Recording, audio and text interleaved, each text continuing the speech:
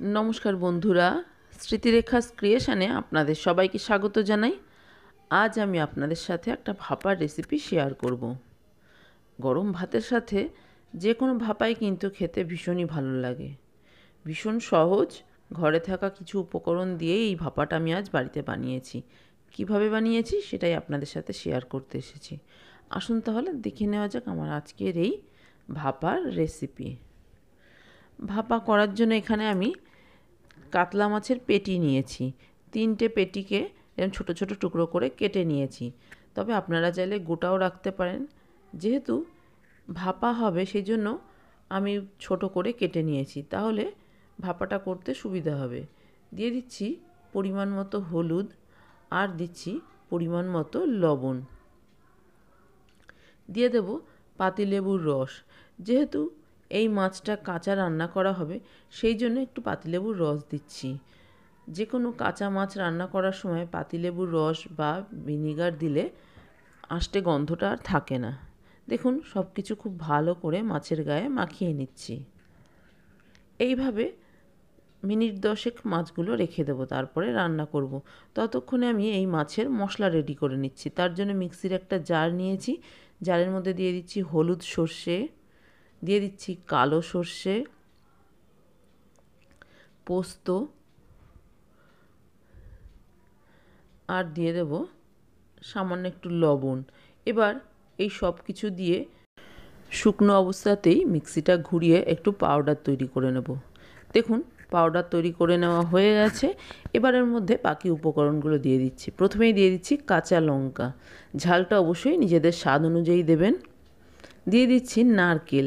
এই নারকেলটা একদমই কচি, তবে আপনারা এমনি যদি বড় নারকেল নিয়ে থাকেন সেটা কুড়িয়েও দিতে পারেন। আর দিয়ে দিচ্ছি বাড়িতে তৈরি করা টক দই। এবার এই সব কিছু দিয়ে একটা মিহি পেস্ট তৈরি করে নেব। দেখুন পেস্ট রেডি হয়ে গেছে। আজকে কিন্তু সর্ষে বাটা ছেঁকে রান্না করব না। এবার নিয়ে নিচ্ছি একটা টিফিন বক্স। এই টিফিন বক্সের মধ্যেই আমি মাছটা ভাপিয়ে নেব।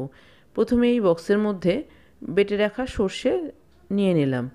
এর মধ্যে আরও কিছু উপকরণ মিশিয়ে দেবো। প্রথমে দিয়ে দিচ্ছি একটু চিনি। যেহেতু দই ব্যবহার করেছি সেই জন্য একটু চিনি দিলাম, খেতে ভালো লাগবে।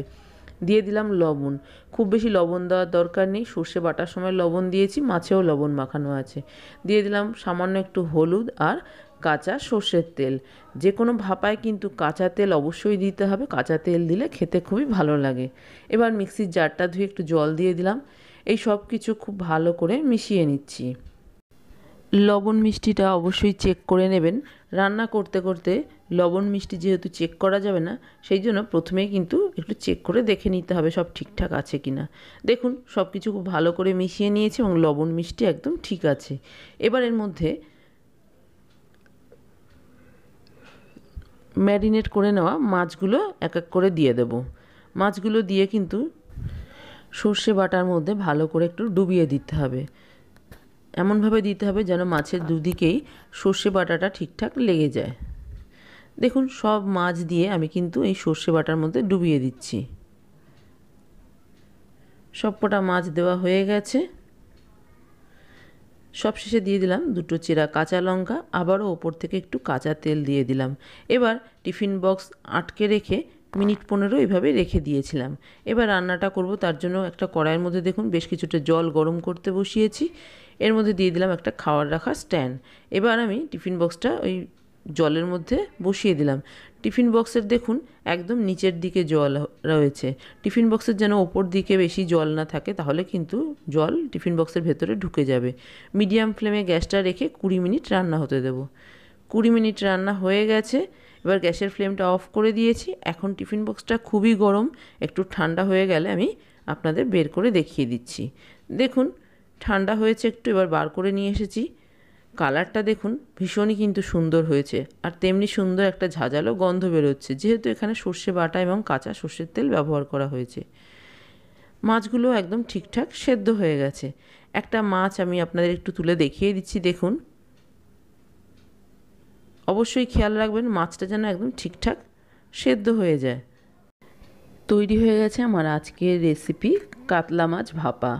আমি এই রান্নাটা কাতলা মাছ দিয়ে করেছি, তবে আপনারা চাইলে কিন্তু রুই মাছ দিয়েও এই একই পদ্ধতিতে রান্নাটা করতে পারেন। খেতেও কিন্তু ভীষণই ভালো লাগে। রোজকার মাছ ভাজা কষানো এই সমস্ত কিছুই করবার দরকার নেই। একসাথে সব কিছু রেডি করে বসিয়ে দিলে কিন্তু 20 থেকে 25 মিনিটে আপনার রান্নাটা কমপ্লিট হয়ে যাবে। এই ভাপা রান্না করার জন্য আমি পেটির মাছ ব্যবহার করেছি, তবে আপনাদের কাছে মাছের অন্যান্য টুকরো থাকলে সেটা দিয়েও কিন্তু করতে পারেন। আমার কাছে অনেকগুলো পেটি ছিল, আমি সেটা দিয়েই এই ভাপাটা তৈরি করেছি। আমার আজকের এই মাছের ভাপার রেসিপি আপনাদের কেমন লাগলো বাড়িতে করে দেখবেন। ভালো লাগলে একটা লাইক শেয়ার কমেন্ট করবেন। আর আপনি যদি আমার চ্যানেলে নতুন বন্ধু হয়ে থাকেন তাহলে আপনার কাছে একটাই অনুরোধ, আমার চ্যানেলটা সাবস্ক্রাইব করে আমার পাশে থাকার। আপনারা সবাই খুব ভালো থাকবেন। আপনাদের সাথে আমার আবার দেখা হবে অন্য কোনো নতুন ভিডিওতে নতুন কোনো রেসিপির সাথে।